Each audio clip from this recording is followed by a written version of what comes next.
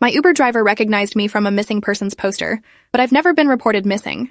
The driver's eyes kept flicking to the rearview mirror, and I pretended not to notice while my stomach twisted into knots. We were stopped at a red light on Belmore Avenue when he finally spoke, his voice careful and measured like he was approaching a wild animal. I don't want to freak you out, but I think I've seen your face before. My hands went cold against my phone screen, and I forced myself to look up and meet his gaze in the mirror. His expression wasn't threatening, just confused and concerned, which somehow made it worse.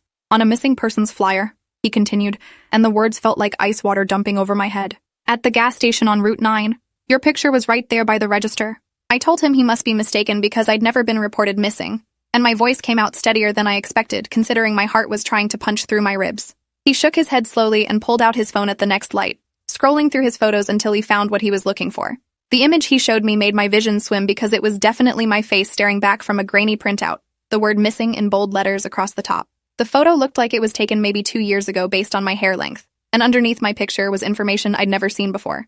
Name, Alexis Moreau. Age, 19. Last seen, March 15th, 2023. My actual name is Alexis Moreau, and I was 19, but I'd never been missing on March 15th or any other date. The driver's name was David according to the app, and he kept glancing between me and his phone like he was trying to solve a puzzle that didn't have all its pieces.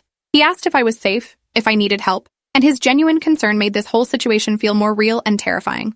I told him I lived with my mom in an apartment on the north side and had no idea why someone would report me missing. David suggested we drive to the gas station so I could see the flyer myself, and something in his voice made me agree even though every instinct screamed this was a terrible idea. We changed the destination in the app and headed toward Route 9, and I texted my mom asking if she'd ever filed a missing persons report on me, knowing the answer would be no but needing to confirm my sanity. Mom responded within seconds saying she had no idea what I was talking about and demanding to know why I was asking such a strange question. I screenshot David's photo of the flyer and sent it to her, watching the typing indicator appear and disappear 3 times before she finally responded. Her message just said, "Call me now," in all caps, which wasn't like her at all because she usually stayed calm during emergencies. I told David I needed to make a call and he nodded, turning down his radio while I dialed. Mom answered before the first ring finished, her voice tight with something I couldn't identify but that made my skin crawl. "Where did you see that flyer?" she demanded, and I explained about the Uber driver and the gas station. The silence that followed lasted too long, and when she spoke again, her words came out carefully measured. "Stay in that Uber. Don't go to the gas station. Come home right now and don't talk to anyone."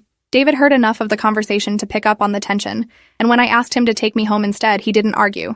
The drive back felt like it took hours, even though it was only 15 minutes, and I spent the whole time staring at that photo on his phone which I'd asked him to send me. The flyer listed a phone number to call with information, and my fingers hovered over it a dozen times before I finally worked up the courage to dial. A woman answered on the third ring, her voice professional.